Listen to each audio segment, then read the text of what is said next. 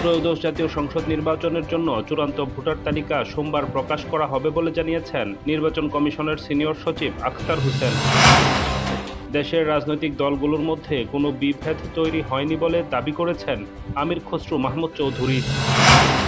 শাপলা প্রতীকের জন্য প্রয়োজনে ইসি পুনর্গঠনের আন্দোলনে যাবে এনসিপি, জানিয়েছে সার্জিস আলম। মিরপুরের রূপনগরে পোশাক কারখানায় অগ্নিকাণ্ডের 12 দিন পর আরও একজনের মরদেহ উদ্ধার, মৃতের সংখ্যা দাঁড়ালো 17 জনে। ডেঙ্গু আক্রান্ত হয়ে গত 24 ঘন্টায় 4 জনের মৃত্যু হয়েছে। এছাড়াও নতুন করে আরও 1143 জন রোগী হাসপাতালে ভর্তি হয়েছে। সৌদি আরবে গত সপ্তাহে ব্যাপক ধরপাকড় চালানো হয়েছে। এতে দেশটিতে 22,000-এরও বেশি প্রবাসীকে গ্রেফতার করা হয়েছে। রাজধানীর ফার্মগেটে মেট্রো রেলের বিয়ারিং প্যাড খুলে এক ব্যক্তির মৃত্যু, 5 লাখ টাকা ক্ষতিপূরণের আশ্বাস উপদেষ্টার।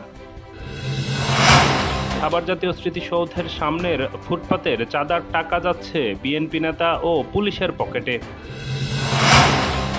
ভারতে সড়ক দুর্ঘটনার পর আটকে যায় বাসের গেট, মৃতের সংখ্যা বেড়ে 19 জন।